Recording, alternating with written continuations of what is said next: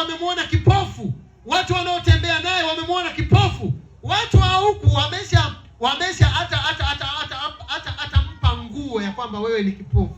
Watu hata ambao wameshakubaliana naye kwamba wewe ni kipofu.